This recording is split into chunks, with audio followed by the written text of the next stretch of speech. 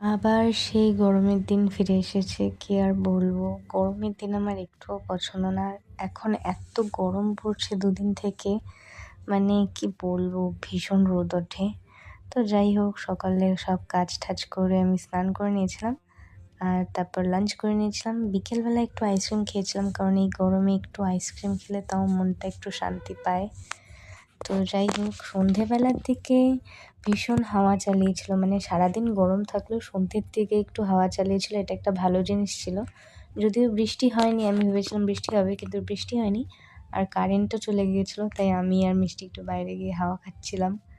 আর এমন করতে করতেই পরে কারেন্ট চলে এসেছিলো। তো তারপর ঘরে চলে আসি, আর আজকে আমরা এই সিঙ্গারা আর চপ খেয়েছিলাম। তারপর এটা ছিল হালখাতার মিষ্টি। তোমরা কারা কারা হালখাতার কতগুলো মিষ্টি খেলে অবশ্যই কমেন্টে জানিও। তো আজকের ভিডিওটা এইটুকুই, দেখা হবে নেক্সট ভিডিওতে। বাই।